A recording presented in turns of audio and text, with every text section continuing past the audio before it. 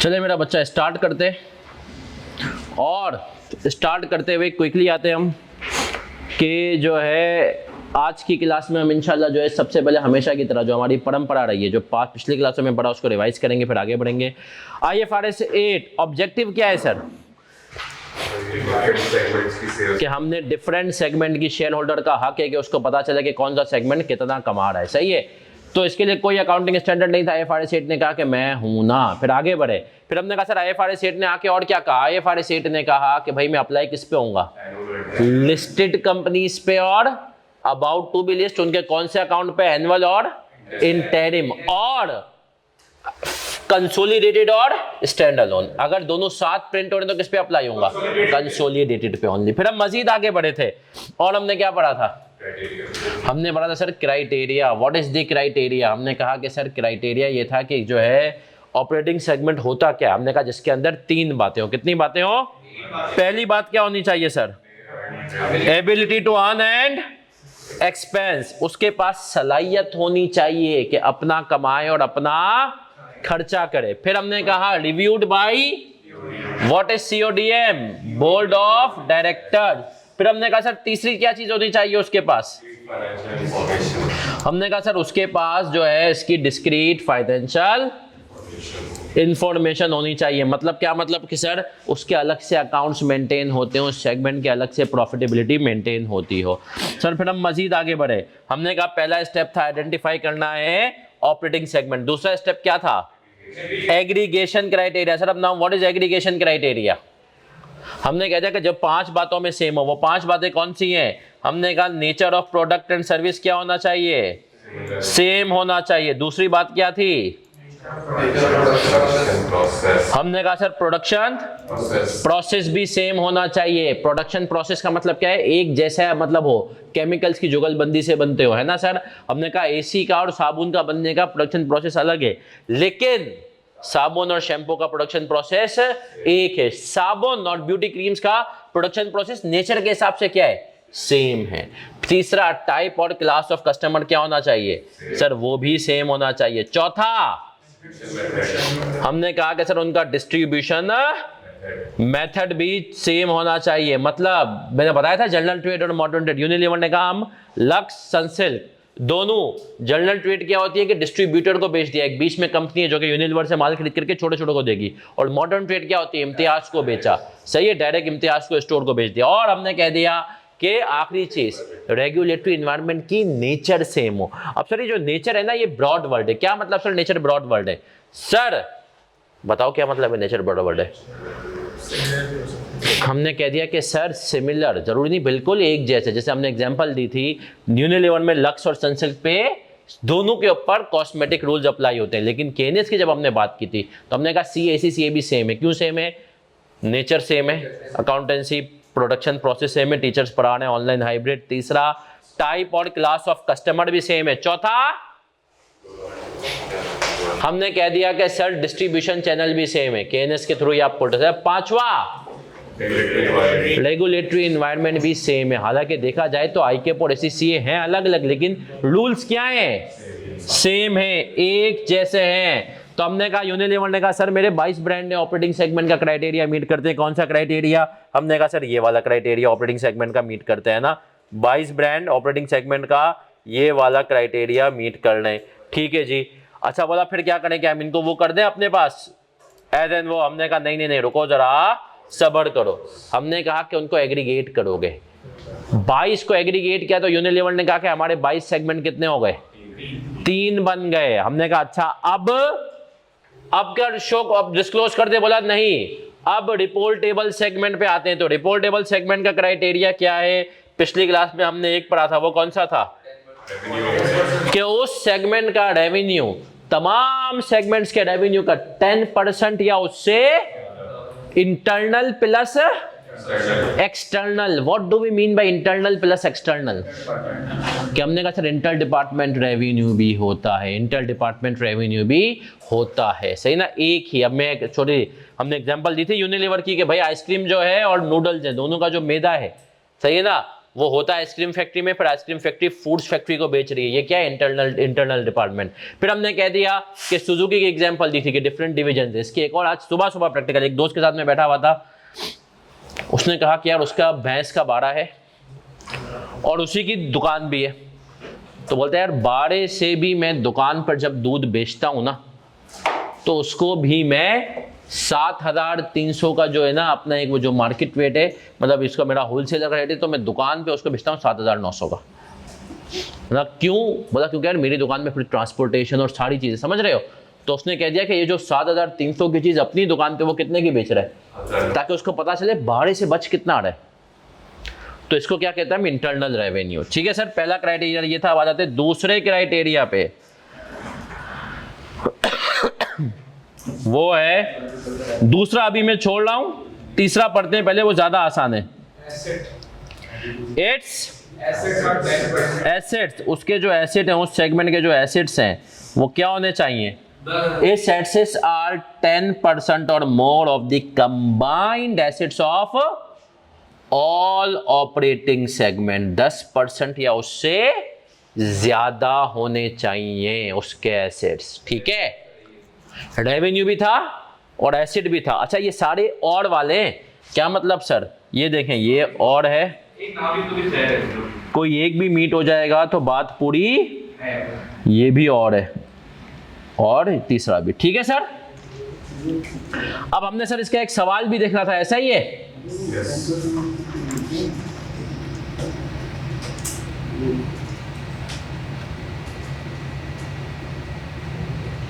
हमने इसका एक सवाल भी देखा था, वो सवाल को भी क्विकली रिवाइज करते।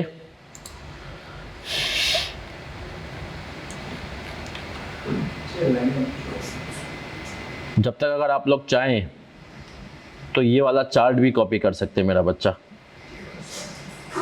इस चार्ट को कॉपी कर सकते हैं, फिर हम सवाल पे आ जाते हैं।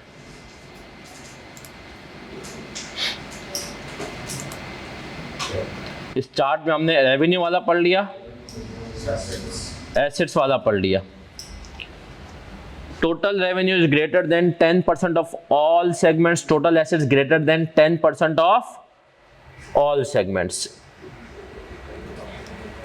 पीएनएल वाला अभी चाहें तो छोड़ दें, इसकी जगह छोड़ दें, स्टेप 1 स्टेप 2 करके।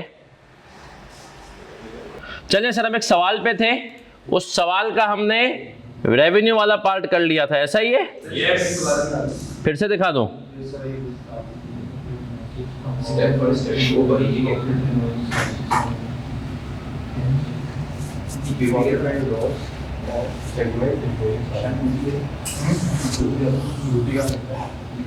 क्यूटी, क्वांटिटेटिव थ्रेशोल्ड कहेंगे इसको। इसका नाम क्या होता है? क्वांटिटेटिव रिपोर्टेबल बनाने के लिए। चलें सर, आगे बढ़ रहे हैं अब मेरा बच्चा। और जो पहला सवाल था, क्वेश्चन नंबर 1, ये नजर आ रहा है। हमने कहा फॉलोइंग इन्फॉर्मेशन रिलेट्स टू आसान खदानी या company with 5 divisions, which of the business divisions are reportable segment under IFRS 8। अब इस पे आते हैं। अगर आप देखें 5 थे, वुड फर्नीचर। हमने इसमें रेवेन्यू चेक किया था, तो रेवेन्यू का क्राइटेरिया कितना बन रहा था? 698 और उसका 10% कितना आ गया? 69.8। और फिर हमने इसी के हिसाब से हमने काम किया था।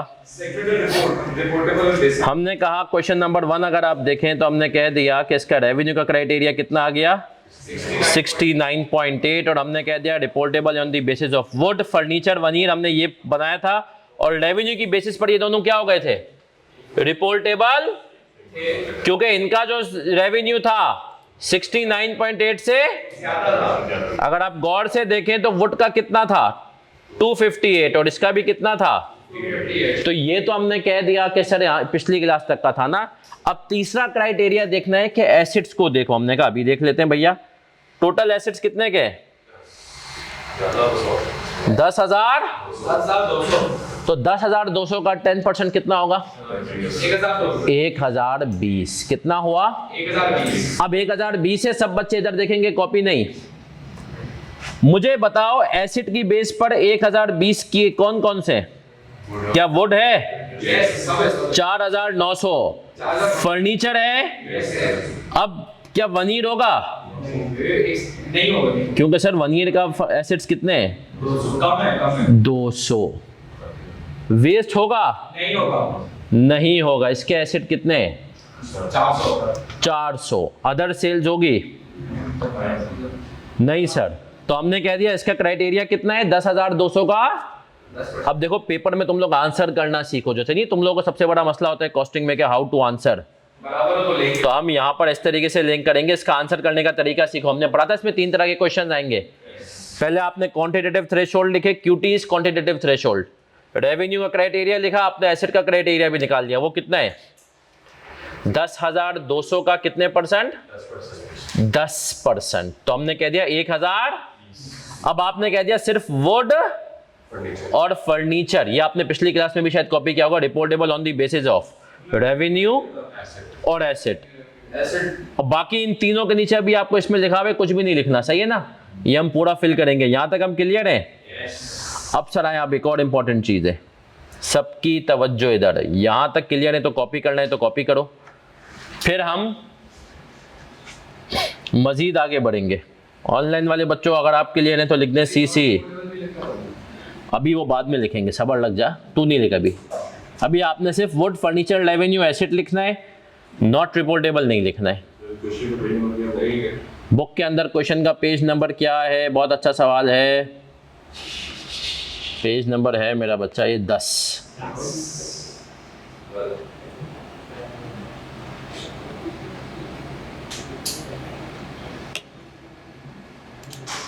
वो इक्वल आता तो कॉपी लेंगे। सर रिपीट कर दें प्लीज। अब्दुल सत्तार कह रहा है। बिल्कुल कर देते सर। देखें एसेट के ऊपर हम गए थे। अगर आप बुक के पेज नंबर 10 पर देखें तो जो अब्दुल सत्तार कह रहा है, तूने बोला था तो इसका दोस्त होगा। सही है ना? तो अगर हम बुक पे गए थे, हमने कहा बुक के पेज नंबर 10 पे जो क्वेश्चन नंबर 1 है उसमें 10,200 के एसेट्स थे। हमने कहा 10,200 के एसेट्स के हिसाब से 10% कितना बना? 1,020। अभी हम देख रहे हैं, हमने कहा भाई वुड के और रेवेन्यू की बेसिस पर और एसेट की बेसिस पर वुड और फर्नीचर है। बाकी जितने भी हमारे पास हैं उनमें से कोई भी 10,200 से ज्यादा। हमने ये तीनों देखे, हमने कहा ये तीनों नहीं है। यहां तक हम क्लियर हैं? चलें सर, अब हम मजीद आगे आएंगे। मजीद और शदीद आगे बढ़ते हुए हम क्या करने लगे सर? अब हम आएंगे और तीसरा क्राइटेरिया। पहले तुम लोग मुझे उसकी उर्दू समझाओगे। क्या समझाओगे? उर्दू। पहले तुम लोग मुझे उसकी उर्दू समझाओगे और फिर हम उस पे आएंगे। आ जाएं। ए बच्चों, प्रॉफिट एंड लॉस के क्राइटेरिया पे आ जाते हैं। क्या कह रहा है? सब बच्चे इधर देखें बोर्ड पे। इफ द द एब्सोल्यूट, ये वर्ड इंपॉर्टेंट है, absolute amount of its reported profit और loss is 10% or more of the greater in absolute amount of combined reported profit of all segments that did not report a loss and combined reported loss of all segments that reported a loss। Urdu में क्या कहना चाह रहे हैं बताओ जरा। कुछ समझ आएगा। चीते हो ना तुम लोग अंग्रेजी के। क्या क्या क्या रहा है?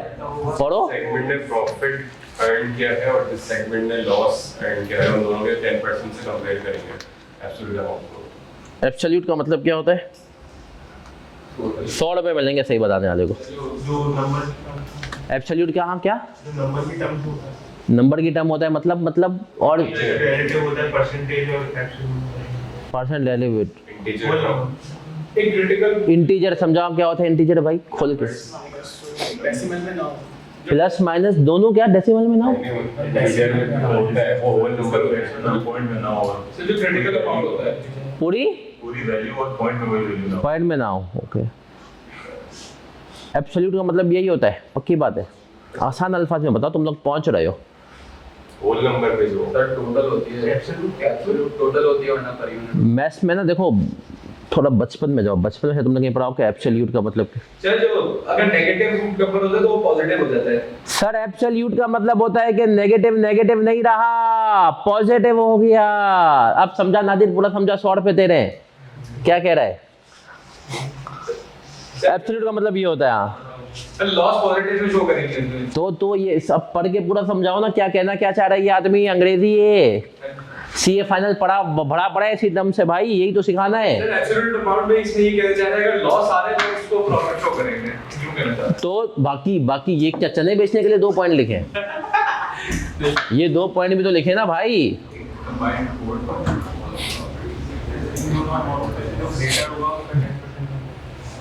10% उसको इन दोनों अमाउंट में से जो ज्यादा उसको कौन से दोनों अमाउंट? उनको combined profit of all segments that did not report a loss, but the combined loss of all segments. Nadir का और क्या नाम है तेरा हीरो, मैं भूल गया। फैसल और नादिर के दरमियान ये 100 रुपए शेयर होने चाहिए, 50 है ना? ये क्लास के बाद ले लेना। चले सर, सामने हो रहा है स्क्रीनशॉट ले लेते हैं। अच्छा सर चले सर, अब इधर देख ले। ये कहना क्या कह रहा है? कह रहा है भैया जिन सेगमेंट ने लॉस कमाया है उनको जमा करो, जिन सेगमेंट ने प्रॉफिट कमाया है उनको जमा करो, साइन को मारो गोली, इग्नोर करो। अब जो भी हायर होगा दोनों में से जो भी हायर होगा उसका 10% निकालो और इंडिविजुअल सेगमेंट के प्रॉफिट या लॉस से साइन को इग्नोर करके कंपेयर करो। अब इसको हम समझने के लिए पहले आप ये कॉपी करेंगे जो मैंने आपको छुड़वाया था ऊपर, ये P&L का स्टेप 1 और एचओ क्या है? हाँ एचओ हायर ऑफ है। Higher of, HO is higher of. P&L step 1 और step 2। HO is head office नहीं है, higher of. Higher of sum of profit sum of losses.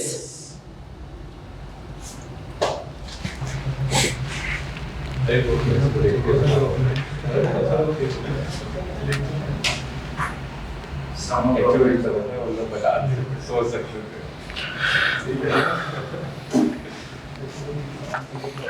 Compare with individual profit and loss of segment ignoring signs. Step 1 कह रहा है higher of sum of profits और sum of losses।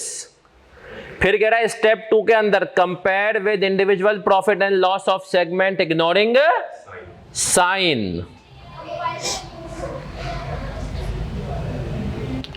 Sign को ignore करना है, जैसे दुनिया में लोगों ने आपको किया है।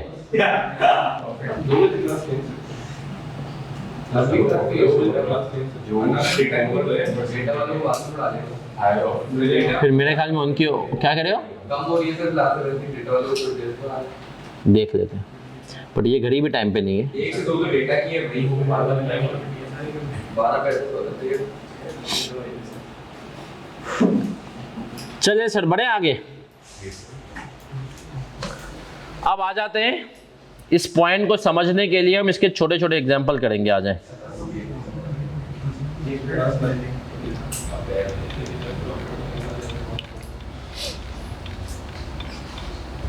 आए सर, आए क्वेश्चन नंबर 3 पे आ रहा हूं मेरा बच्चा। ये आपको नजर भी आ रहा है। कह रहा है following information relates to a quoted company with 5 divisions of operations. अब इसमें आपको मैं समझाऊंगा प्रॉफिट एंड लॉस वाली कहानी। सही है? डिवीजन 1 2 3 4 5 है। सम ऑफ प्रॉफिट कितना है और सम ऑफ लॉस कितना है? लॉस एक ही में 40 है ना। तो अब हमने देखना है कि हायर क्या है, सम ऑफ प्रॉफिट या, तो हमने कहा सर हायर ऑफ। हमने कहा सर सम ऑफ प्रॉफिट्स कितना है? प्रॉफिट्स आ रहे हैं हमारे पास 110 और लॉसेस कितने आ रहे हैं? 40। तो हायर क्या है? अब इसका हमें स्टेप 2 के हिसाब से क्या लेना है? 10%। तो 110 का 10% कितना हुआ? 11। हमने कहा सर अब हमें देखना है 110 110 का 10% कितना हुआ? 11। अब हमें कंपेयर करना है इंडिविजुअल सेगमेंट के प्रॉफिट या साइन से इग्नोर करके। तो मुझे बताओ कौन सा सेगमेंट हो रहा है यहाँ पे? डिवीजन 2 हो रहा है। 3 होगा नहीं होगा? यस सर, साइन को इग्नोर करना है कंपेयर करते हुए भी। 11 को लेना है और फिर देखना है नंबर के हिसाब से बन रहा है कि नहीं बन रहा। 4 भी हो रहा है और सिवाय 1 के सारे आ जाएंगे। क्या हम क्लियर है? पहला काम, सम ऑफ प्रॉफिट पकड़ो, सम ऑफ लॉसेस पकड़ो। साइन को मारना है पूरे में गोली। उनका हायर उठाओ, उसका 10% उठाओ, फिर उसको क्या करोगे? इंडिविजुअल सेगमेंट के प्रॉफिट या लॉस से कंपेयर करोगे। किसको गोली मार के? साइन को गोली मार के, है ना सर? जिंदगी में मारी है कभी गोली? काफी लोगों को गोली की है आ जाए हम चले सर। कोई सवाल भी आए कुछ बचे? अब्दुल सत्तार को लिखा हुआ है सर मैं दूसरा अब्दुल सत्तार हूँ फ्रॉम एबटाबाद। आ जाए। तो शादी है। Question number question number 4। बेटा खुद से इधर आ जाए, खामोशी बच्चा। क्वेश्चन नंबर 4 जरा फिर से सब इसको देख करके मुझे बताएं। क्वेश्चन नंबर 4 में कि सर अब कौन कौन से रिपोर्टेबल हैं? 110 इसमें भी हायर है और 90। तो हमने क्या, कितना हो गया? 11। कितना हो गया? 11। सारे होंगे इसमें 11 है तो ये सारे हो गए। वो भी हो गया। चलें सर फिर क्वेश्चन नंबर 5। क्वेश्चन नंबर 5 में इसमें क्या लॉसेस हायर है प्रॉफिट? और इसमें कौन से होंगे? इसमें भी सारे हो गए। Yes sir. तब हम आ जाते हैं अपने मेन सवाल पे, जो कि हमारा ये वाला सवाल था, क्वेश्चन नंबर 1। अब इसमें किसी में क्या लॉस आ रहा है? लॉस नजर तो नहीं आ रहा।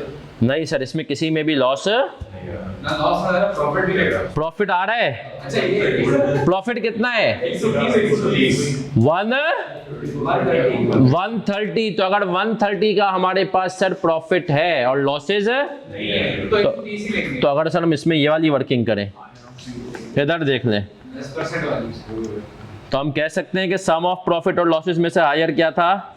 130 और उसका 10% कितना हुआ? 13। अब इसको आपने कंपेयर करना है किससे? इंडिविजुअल सेगमेंट के प्रॉफिट और साइन को क्या करके?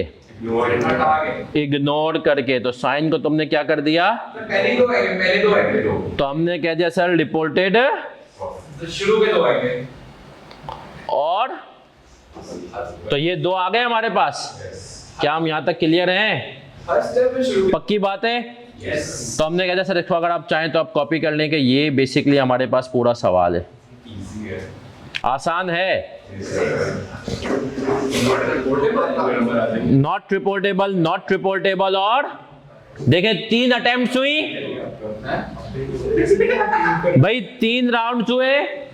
वुड और फर्नीचर तीनों में पास हुए, बाकी तीनों बिल्कुल जो है फारिग बच्चे हैं और ये तीनों में पास नहीं हो पाए, ना उसमें ना इसमें ना इसमें। लेकिन आप तो चीते हैं ना, आप तो वुड और फर्नीचर की तरह हैं। इंशाल्लाह अभी रिजल्ट आना बाकी है, लेकिन अच्छा है रिजल्ट। देखो स्कीम चेंज होते हैं ना, रिजल्ट अच्छा करता है कि ये मैं आपको बता दूं, तारीख गवाह। स्कीम चेंज पे रिजल्ट अच्छा होगा। नहीं ये वाला अभी जो आएगा इसका एडमिट कार्ड पे क्या कब कौन सी डेट है? 27 अक्टूबर है 28 है? 27 है, मुझे 28 है। चलो नहीं 27 अक्टूबर। देखो ये आईकेप का उसूल है कि मंडे को रिजल्ट दे रहा होता है। तो 27 अक्टूबर मंडे, हाँ मंडे को रिजल्ट आता है। ये आपको पता है आईकेप जल्दी आ गया है 2 हफ्ते। हमारे टाइम पे पता है क्या होता? अब आईकेप ने क्या उसूल बना लिया है अक्टूबर के आखिरी मंडे पे, और आपकी जो है अगर मार्च वाली अटेम्प्ट है तो अप्रैल के आखिरी मंडे। हमारे टाइम पे होता था मई का दूसरा ट्यूसडे, नवंबर का दूसरा ट्यूसडे। मई और नवंबर चलता था, और वो भी ट्यूसडे। 2 महीने लगते थे। चले सर, क्लियर है यहां तक सब? अब फरवरी अगस्त अभी आपको जो है ना क्विकली टेस्ट करते आ जाए। क्वेश्चन नंबर 2 तो आपका होमवर्क है, होमवर्क लिखें। क्वेश्चन नंबर 2 आपका होमवर्क है और क्वेश्चन नंबर 6 आपका होमवर्क है। ये तो आप होमवर्क के तौर पे लिखेंगे, ठीक है? लेकिन अभी मैं आपको टेस्ट करने जा रहा हूं, रेडी हैं? सर आ जाइए, एक एमसीक्यू आ रहा है नौजवानों, सबकी तवज्जो, बोर्ड पे खामोशी। अब्दुल सत्तार रियल वाला 11। चले जी, ये आईकेप का ऑटम 21 का 1 या 2 नंबर का एमसीक्यू 1 नंबर का है। Operating segments of an entity having reported following profit और loss for the year. For the purpose of determining reportable operating segment, quantitative threshold of 10% would be applied on the amount of। Higher of tax and देखना पड़ेगा। 70 answer बताएं सही, 70 घर पे आएगा मारने। सारे लॉस को मिल रहा है, टोटल दिया हुआ है। सवाल को गौर से पढ़ें, सब कुछ है। कह रहा है 160 सर, हमने अभी तो पढ़ा है सम ऑफ प्रॉफिट और सम ऑफ, तो अगर प्रॉफिट का सम करें, वो कह रहा है आप बताओ 10% किस अमाउंट पे अप्लाई होगा। सम ऑफ प्रॉफिट कितना है? 100 प्लस 25 प्लस 35 कितना हुआ? और लॉसेस कितना हुआ? 90। तो किस पे अप्लाई होगा? अब इसको तो ना ये पेपर में बिजली 10 सेकंड भी ना लगने चाहिए, और ये मार्क्स फ्री का 1 नंबर था। समझ रहे हो? शरारती होते हैं उनसे, इनको पता ही नहीं रहता।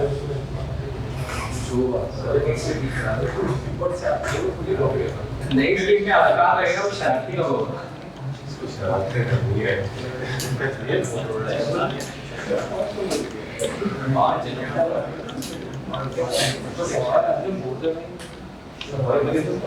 चले सर, ऑटम 2019 कहाँ थे तुम लोग जब?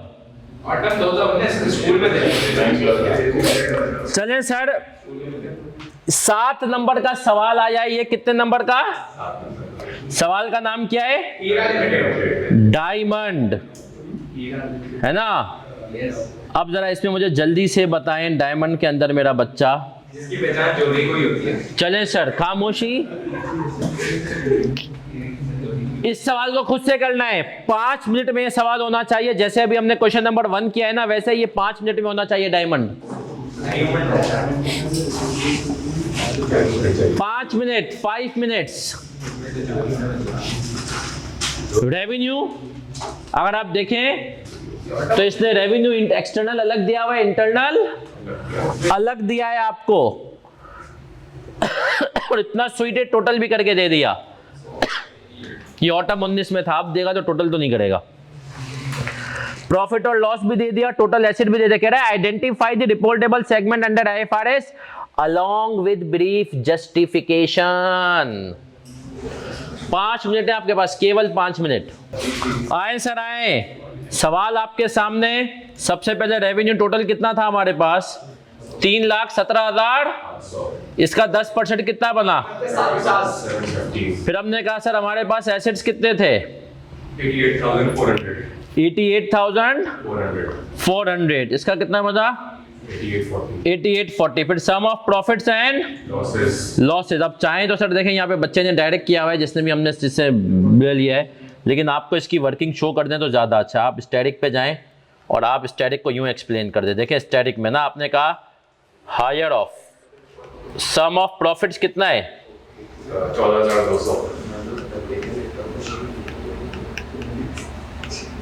कितना आ रहा है? 14,000। प्रॉफिट किस किस में हो रहा है? 2300। आपने कहा 9,000, 2300 2300 और 3800। 2900, तो ये कितना हो गया 14,000, और सम ऑफ लॉसेस कितना है 1800, 23,200 और 12,000, 30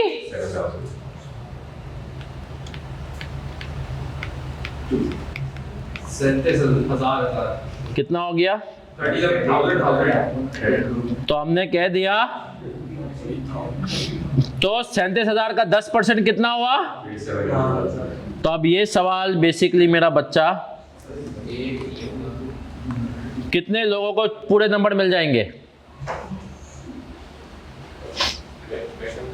चल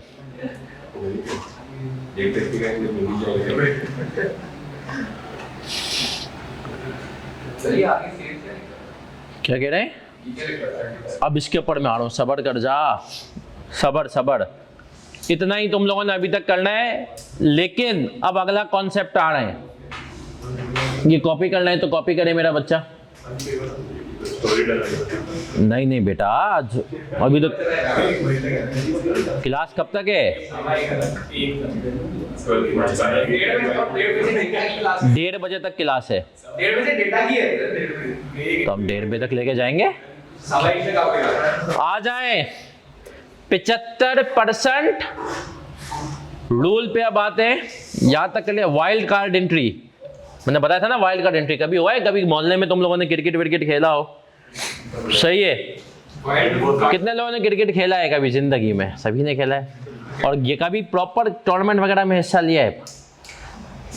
या कभी ना गली में संडे को मैचेस खेलने, उसमें आप लेकर के गए और आपने कहा 11 लड़के चाहिए थे, अब आपको पता है 10 तो खेलने वाले और एक नादिर है। अब नादिर को क्रिकेट का शौक नहीं, खाते थे ना नादिर क्रिकेट खेलने का। ओके था ना। अब आपने कहा कि यार एक बंदा है, चले नादिर को छोड़ देते, कोई बशीर है। बशीर ने कभी जिंदगी में जो है ना क्रिकेट नहीं खेली है। अब आपने कहा देख बशीर तो हमारा दोस्त है, ये बशीर है। बोला कि जो है, बोला देख टीम 11 की खेलनी है भाई, तो हमें 10 लड़के तो वो हैं जिनको खेलना आता है। एक बंदा खेलना नहीं आता, लेकिन उसको गिनती पूरी करने के लिए क्या चले गए, लेकर के चले गए। ये क्या होती है? वाइल्ड कार्ड, जो क्राइटेरिया तो मीट नहीं करेगा, लेकिन स्टैंडर्ड ने कहा देखो यार एक बात सुनो, बड़े गौर से सुनना। बोला यार देखो जिनको तुम कह रहे हो ना कि रिपोर्टेबल सेगमेंट है, क्या है? उनकी सेल्स जो है एक्सटर्नल सेल्स, वो कंपनी की सेल्स का कितने % होना चाहिए? 75%। अगर है तो सही है, और अगर नहीं है तो किसी भी एक सेगमेंट को पकड़ के तुम लोग क्या बना दोगे? रिपोर्टेबल बना दोगे। उसको हम क्या कहेंगे? Wild card entry. जिंदगी में वाइल्ड कार्ड एंट्री होना जरूरी है ना? अब आए सर हम इस सवाल में देखते हैं। इस सवाल में पहले हम उसमें देखते हैं स्टैंडर्ड इसके बारे में क्या कहता है। कभी जिंदगी में आपने भी मौका दिया होगा किसी दोस्त को, किसी गेम में, किसी दावत में, जहां पर उसका आना बनता नहीं, लेकिन आपने कहा चल आजा। ऐसा हुआ है? आए सर आए। अब हमारे पास समरी में मौजूद है, कह रहा है if the total external revenue reported by operating segments constitutes less than 75% of total revenue। जिनको तुमने रिपोर्टेबल बनाया है उनका रेवेन्यू 75% से अगर कम है, additional segment shall be identified as reportable segments until at least 75% of the entity's revenue is included in a reportable segment. 75% किसमें शामिल हो जाए? मतलब बोला पहले अब तुम्हें जिसको तुमने रिपोर्टेबल, अभी आखिरी स्टेप है, समझ रहे हो? कॉन्सेप्चुअली ये आखिरी, इसके बाद डिस्क्लोजर है। आ जाते हैं इधर, देखते हैं, इधर आ जाओ नौजवानों।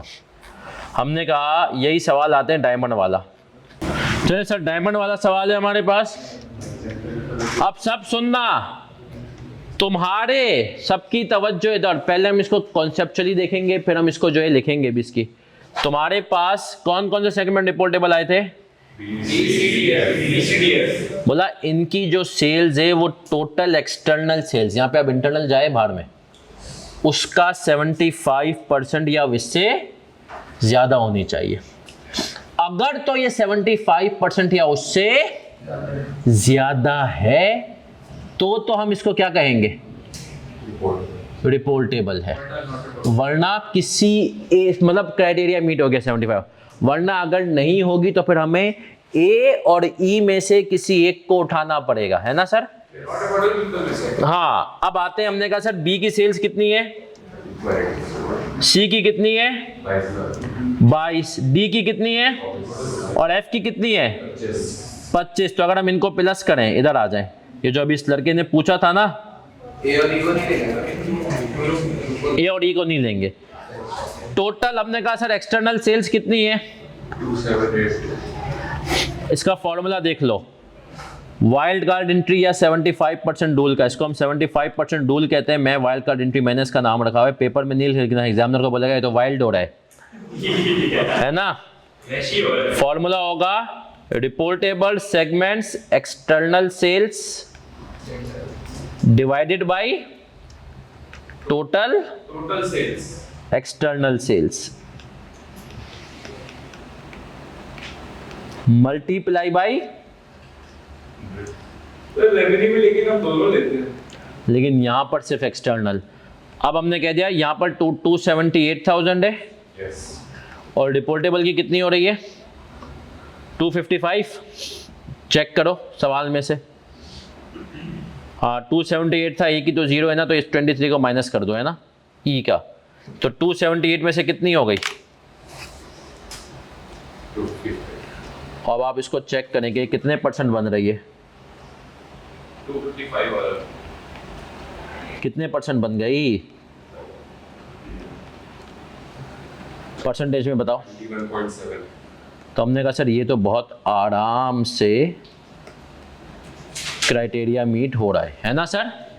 तो 75% रूल क्या हो गया, कंप्लाई हो गया, है ना सर। अगर ऐसा हो कि 75% रूल कंप्लाई तो फिर हमें किसी एक को उठा करके क्या बनाना पड़ेगा, जबरदस्ती रिपोर्टेबल सेगमेंट बनाना पड़ेगा। सपोज करें, मैं एग्जांपल दे रहा हूं, यहां पर 75% रूल कंप्लाई, तो फिर हम ए या ई में से किसी एक को, ए की तो एक्सटर्नल सेल्स है ही नहीं, हम ई को क्या करते हैं, उठा के उसको भी क्या कर देते हैं, कॉन्सेप्ट समझे। बोला यार तू जिसको कह रहा है ना रिपोर्टेबल, शेयर होल्डर को दिखा रहा हूं, तो भाई वो कम से कम टोटल सेल्स का 75% तो हो, तुम कम जो मिनिमम बता रहे 75% तो बताओ टोटल का। अगर वो नहीं बता रहे तो भाई ये तो तुम ज्यादती कर रहे हो शेयर होल्डर के साथ। एक और सेगमेंट को क्या कर दो, ऐड कर दो। तो सर 75% रूल का कॉन्सेप्ट क्लियर है मेरा बच्चा। सर उसमें भी हायर ऑफ देखते हैं, ए और ई दोनों हायर ऑफ यूजुअली सेंस की, आई स्टैंडर्ड ने कुछ नहीं कहा, बोला तुम्हारी अपनी सेंस है, तो हम किसको उठाएंगे, हायर को। कुछ भी उठा लें, लेकिन लॉजिक क्या कहती है, हायर सेल्स वाले को उठाओ, सेल्स वाले को उठाएं फिर पीएनएल वाले को आए सेल्स, क्योंकि ये बात किसकी हो रही है, सेल्स की। ये बहुत अच्छा सवाल है सर। स्टैंडर्ड यहाँ पर खामोश है, क्या है भाई, स्टैंडर्ड खामोश है। स्टैंडर्ड भैया कह रहा है कि मेरे प्यारे भाई कि तुम जो है इतनी जजमेंट तो खुद अप्लाई करोगे, टॉस कर लो, नहीं हो रही जजमेंट अप्लाई, लेकिन जो है तुम्हें खुद, तो सेंस क्या कहती है, हम किसको उठाएंगे, हायर सेल्स वाले को उठाएंगे, है ना सर।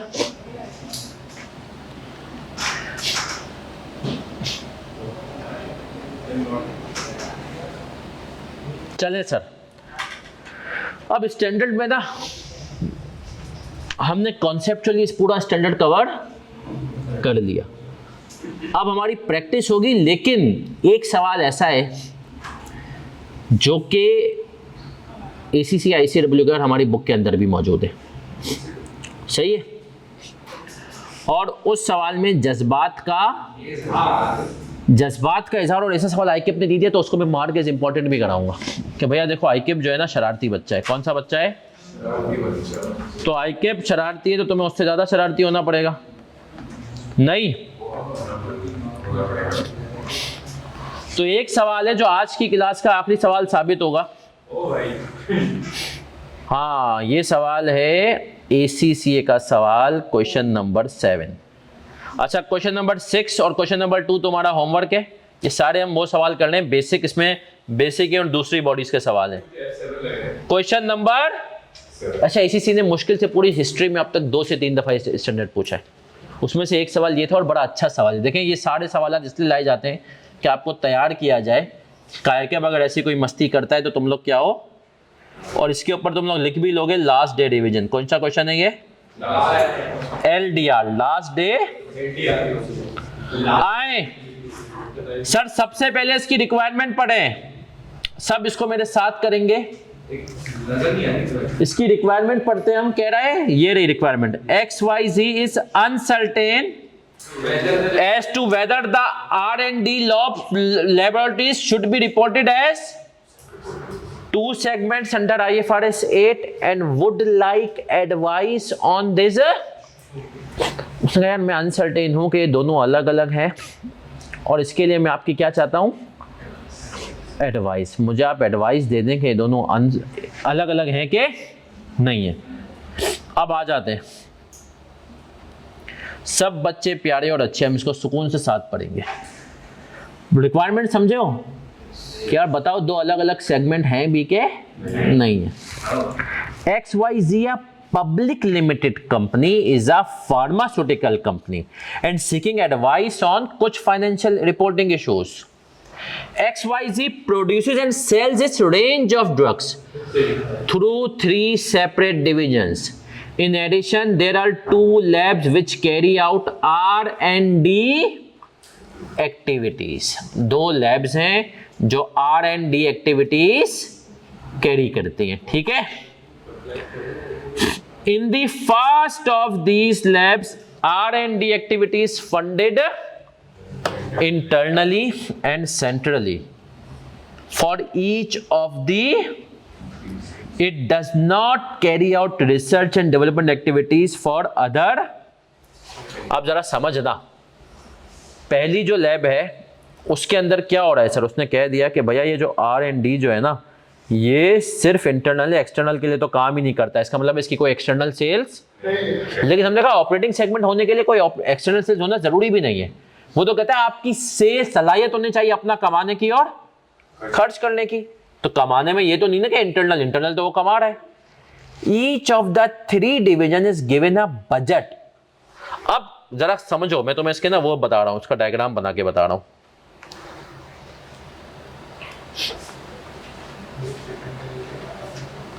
इसका डायग्राम बना रहे हैं, इधर देख लेना मेरा बच्चा। ए बच्चों इधर देखो,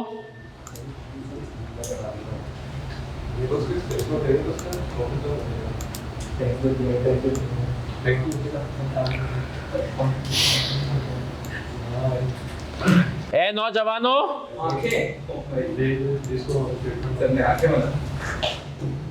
जरा इसको समझना है आप लोगों ने अच्छे से कि सर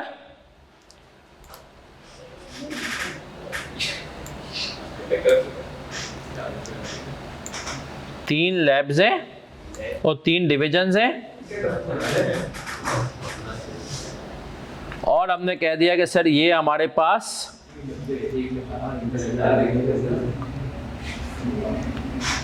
लैब 1 है और ये division D1 is division 1, division 2 और डिवीजन 3, ठीक है। इधर लैब 1 जो है डिवीजन 1, 2 और 3 को क्या कर रही है सर, सेल्स कर रही है, ठीक है, इंटरनल सेल्स है अब तक जो हमने पढ़ा।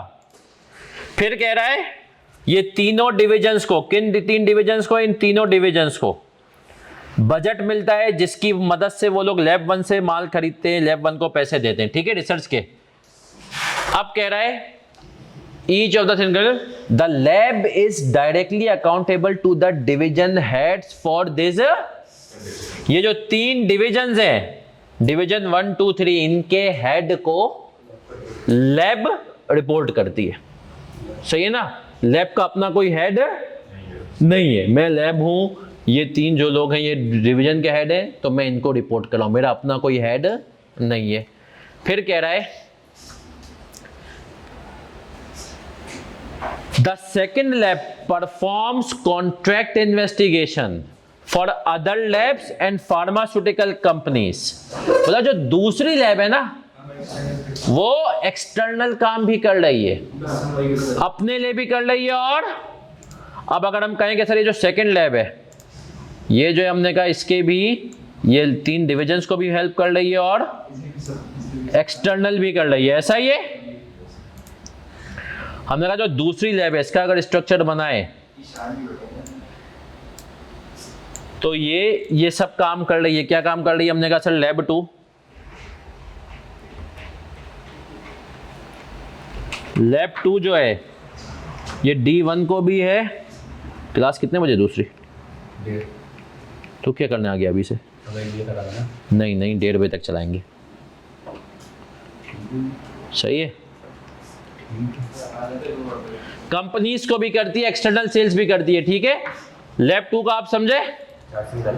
हाँ यार हमने इसको चार्ट से निकाल दिया क्योंकि वो जाएगा, बस थोड़ा मैंने क्योंकि करंट मार रहा था। कह रहे the second point the lab earn 75% of its revenue from, मतलब उसका तो मेजर ही काम बाहर का है। And these external revenues represent 18% of the. तो इसने हमें ये भी बता दिया कि दूसरी जो लैब है वो ऑपरेटिंग सेगमेंट की तरफ तो शायद जा रही है, रिपोर्टेबल भी है, क्योंकि उसका रेवेन्यू खुद बता दिया 10% से क्या है। The performance of the second lab activities end of the 3 division, दूसरी लैब और division is regularly reviewed by CODM। किसको भूल गया ये? लैब 1 का नाम नहीं लिया इसने। In addition to the heads of division there is a head of second lab का, ये जो दूसरी लैब है इसका अपना भी अब्बू है, अब हेड है, सही है ना। फिर हमने कहा the head of the second lab is directly accountable to the and they discuss the operating activities, allocation of resources and financial results of the lab. इसका मतलब यह है कि वो खुद भी CODM को सेकेंडरी लैब वाला बता रहा है और उसी को सारी रिपोर्ट देता है। वो XYZ is uncertain as to whether the R&D labs should be reported as 2 separate segments under IFRS and would like advice on this। तो अभी आप बताएंगे क्या दोनों लैब, ये कह रहा है ये जो दोनों लैब है इनके बारे में बताओ, क्या ये दोनों अलग से सेगमेंट है? कितने लोग कह रहे हैं कि लैब 2 है? देखिए सर, सबसे पहला काम अब सुनिएगा, ये सवाल समराइज करने के लिए करवाया है। सबसे पहले बनेगा ऑपरेटिंग सेगमेंट, उसके बाद क्या बनेगा? जो ऑपरेटिंग सेगमेंट ही नहीं है वो रिपोर्टेबल सेगमेंट ही नहीं है ना सर। सबसे पहले ऑपरेटिंग, तो आपने कहा सर लैब 2 ऑपरेटिंग सेगमेंट है, कैसे पता? ऐसे पता कि सर कि उसके अंदर सलाहियत है, दूसरा CODM पे रिव्यू कर रहा है, और तीसरा उसने कह दिया कि उसके सारी चीजें रिपोर्ट हो रही है, डिस्क्रीट FS भी बने हुए हैं, और फिर उसने ये भी बता दिया रिपोर्टेबल भी है। कैसे रिपोर्टेबल है? एक्सटर्नल रेवेन्यूज का बन रहा है। लैब 1 के बारे में इसने क्या नहीं बताया? CODM। तो हमने कह दिया लैब 1 ऑपरेटिंग सेगमेंट ही। तो अब ये कॉन्सेप्ट आपको समझ में आया? तो दूसरी वजह तो इंटरनल नहीं इंटरनल हो सकती है, सिर्फ इंटरनल के लिए तो भी आपका ऑपरेटिंग सेगमेंट हो सकता है। तो 75% का वो भी नहीं होगा तो रिपोर्टेबल अलग है। पहले बात किसकी करना है? ऑपरेटिंग। किसकी बात करना है? तो अब इसका जवाब आपने लिखना है। जवाब कैसे लिखेंगे? अभी लिखेंगे, हेडिंग डालेंगे, आप लोग खुद लिखेंगे, फिर मैं आपको बताऊंगा। इसका हेडिंग डालेंगे, सबसे पहले आप लोग लैब 1 और लैब 1 के बारे में बताएंगे, क्योंकि वो ऑपरेटिंग सेगमेंट नहीं है इसलिए रिपोर्टेबल भी नहीं है, जबकि जो लैब 2 है वो ऑपरेटिंग भी है और रिपोर्टेबल भी है। लिखना शुरू करें, आ जाए। ये इसका आंसर है, इधर देख लें नौजवानों। लैब 1, दिस इज ए खामोशी, this is not an operating segment because its results are not reviewed by CODM, rather it is accountable to divisional heads only. Therefore it cannot be a reportable segment also, and hence its result will not be reported separately. फिर आते हैं lab 2 meets all the criteria for being an, it has the ability to earn and spend, its results are reviewed by send discrete FS, revenue detail are also maintained. It is also a reportable segment because its revenue is more than 10% of the total revenue of a, therefore its result will also be disclosed separately. अब आ जाए सबकी तवज्जो इधर। तो sir ये इसका answer है, आप चाहें तो ये कॉपी भी कर सकते हैं, आप लोगों ने जो वो भी सही है। अपने आप को पहचानो और तुम लोग जो लिख रहे हो वो सही हो, लिखना सीखो। मैं आपको बता दूं, आई के इसी तरफ जा रहा है कि बच्चों से क्या करे, चीज़ें लिखवाए। उसको पता है ये जज्बात के इज़हार में मार खाते हैं। सर अगर हम क्विकली रिवाइज करें अब तक जो हमने पढ़ा है उसको IFRS 8 में, क्या पढ़ा है अब तक IFRS 8 में कि सर लिस्टेड कंपनीज और अबाउट टू बी लिस्टेड पे अप्लाई होता है, इंडिविजुअल और कंसोलिडेटेड पे और इंटरिम और फाइनल पे। फिर दोनों साथ पब्लिश होते तो फिर कंसोलिडेटेड में खाली डालना है। फिर और आगे बढ़े थे और हमने क्या पढ़ा था, हमने पढ़ा था इसका क्राइटेरिया क्या था। ऑपरेटिंग सेगमेंट के अंदर 3 बातें, अपने रेवेन्यू और एक्सपेंसेस, दूसरा CODM रिव्यू करता हो, तीसरा डिस्क्रीट FS मौजूद हो। फिर हम और आगे बढ़े थे और हमने क्या पढ़ा था, एग्रीगेशन के अंदर कितनी बातें थी। पहली बात, नेचर सेम हो, प्रोडक्शन प्रोसेस सेम हो, क्लास और कस्टमर सेम हो, डिस्ट्रीब्यूशन चैनल सेम हो और रेगुलेटरी एनवायरनमेंट सेम हो। ये सब भी हो गया। फिर क्या पढ़ा था, हमने पढ़ा था कि सर यूनिलेवर ने कहा 22-3 में आ गए, एग्रीगेट हो गए। फिर हमने क्वांटिटेटिव थ्रेशोल्ड, क्वांटिटेटिव थ्रेशोल्ड क्या होते हैं, रेवेन्यू हमने पढ़ा था कि सर उसका रेवेन्यू इंटरनल प्लस एक्सटर्नल मिला के 10% होना चाहिए तमाम सेगमेंट्स के रेवेन्यू का। दूसरा उसके एसेट्स 10%। तीसरा sum of profit sum of losses को उठाओ, किसको इग्नोर करके, और फिर क्या करो, दोनों का हायर, दोनों का हायर आप ले लो। फिर हम मजीद आगे बढ़े थे और मजीद आगे बढ़ते हुए हमने पढ़ा था कि जो है वाइल्ड कार्ड एंट्री 75% रूल, जिनको आप रिपोर्टेबल बना रहे हो उनकी सेल्स, टोटल सेल्स का कितना होना चाहिए, 75% या उससे। अगर तो 75% या उससे ज्यादा है तो उसको क्या बना दो, रिपोर्टेबल, वरना एक और ऐड कर दी रिपोर्टेबल के अंदर और तभी 75% तो एक और ऐड। जब तक 75% पूरा नहीं होता ऐड पे ऐड करते जाओ। क्या हम यहां तक क्लियर हैं? अगली क्लास, अब सुन ले, अगली क्लास हमारी ए नौजवानों, नेक्स्ट क्लास हमारी बुध या जुमेरात। बुध को भी हो सकती है लेकिन चांसेस है कि बुध को ना होगी, तो फिर जुमेरात और हफ्ता। लेकिन उसके बाद और अगले हफ्ते, इस हफ्ते मैंने छोड़ा हुआ था, अगले हफ्ते से हम सैटरडे वाले दिन सुबह जल्दी क्लास 11 बजे शुरू करेंगे। ठीक है, 11 से लेकर। तो आज की क्लास यहीं तक क्विकली आ जाते हैं आज की क्लास के स्टोरी टाइम पे। और स्टोरी टाइम में एक बात सुनिए, कितने लोग हैं जिनके घर में छोटे भाई बहन हैं उनके? अब इंसान को ना हमेशा एक खुश फहमी होती है कि मैं अच्छा हूँ और मेरा छोटा भाई इतना अच्छा नहीं है, थोड़ा सा आगे बढ़ते हैं, या मतलब अच्छा पढ़ाई के लिहाज से या उसके लिहाज से, सही है ना। तो मैं आपको एक ये बड़ी फैक्चुअल बात बताने लगा हूं, बड़े गौर से सुनना। और आजकल जो नए बच्चे हैं, नए बच्चे कौन, आप लोग, हमारी ऑफिस में भी होते हैं ना, बच्चे आते हैं, नया बच्चा आया और बच्चे से 2 दिन काम करवाया, बोलते सर बिल्कुल बेकार है यार ये बच्चा, तो सर किसको रख लिया आपने, इसको तो काम भी नहीं आता, कुछ भी नहीं आता। और ये ओवरऑल मैंने देखा है इंडस्ट्री में ना, जो लोग थोड़ा सा काम सीख जाते हैं ना, वो क्या करते हैं, नए बच्चों को यूं राइट ऑफ करते हैं। मैं उनको समझाता हूँ, ये आप लोग भी छोटे भाई बहनों को राइट ऑफ ना करो। क्यों ना करो? क्योंकि सर आपको नहीं पता है, जो फर्म में जाओगे छोटे जूनियर होंगे, क्योंकि सर हम सब वैसे ही ऊपर आते हैं।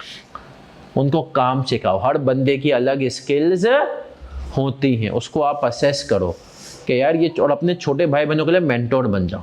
हो सकता है अम्मा बाउन के ऊपर प्रेशर डाल लो कि इस पर्टिकुलर फील्ड में जाओ, तुम ये भी असेस करो कि यार मेरे भाई का दिल किस में चाहता है ना, मेरी बहन का दिल क्या चाहता है। अब कभी कभी आपके भाई बहनों उनका तो दिल कुछ चाहता ही नहीं है लेकिन कोई तो ऐसा काम होगा जिंदगी में जिसको वो क्या करते होंगे।